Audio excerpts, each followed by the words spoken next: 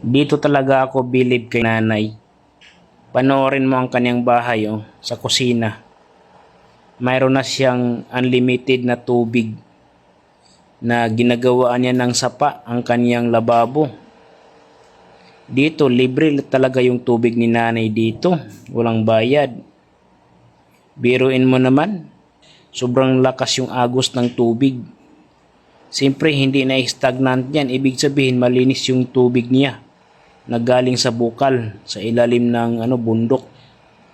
Ang kagandahan pa dito dahil unlimited yung tubig na ito, kahit maligong-ligo pa si nanay dyan, kahit magsayang-sayang siya ng tubig, walang problema. Siguro yung tubig na ito ay doon niya lumabas sa kanyang lupa, masasakupan. Madali na lang maghugas. Ibabad lang dyan mga ka-idol. Kasi hindi naman marumi yung tubig na yan. Tsaka pag maghugas ka dyan, madedrain lang siya kasi ang lakas ng agos ng tubig diretso na dun sa kabila.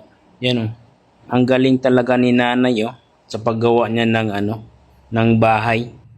Siguro pinipili ni nanay na ang paggawa ng bahay ay malapit doon sa bukal, kung saan banda na may maraming tubig, para hindi siya mahirapan.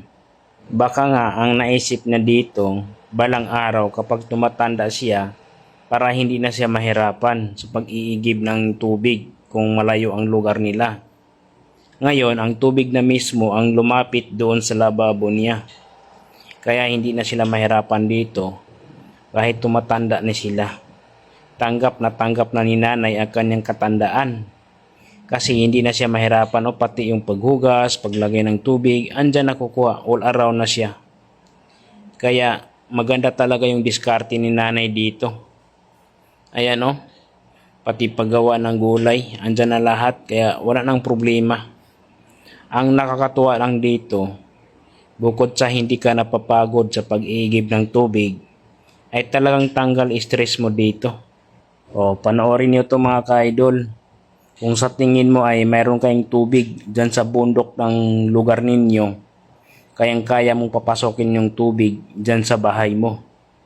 Ayan pwede kayong maglagay ng kawayan para diretso yung tubig, para hindi ka na mahirapan. Pati yung maligo, andyan na, pwede ka nang maligo. Ang bidyong ito ay sa ibang bansa po ito mga ka-idol. Kaya malaking tulong talaga ang bidyong ito na mapanood ninyo para makakuha kayo ng idea kung paano niyo diskartihan ang paglagay ng tubig doon sa bahay ninyo. Kasi ang pinaka-importante sa lahat yung tubig. Kahit hindi ka man makakain ng kanin sa isang araw, basta may tubig ka ay talagang buhay na buhay ka.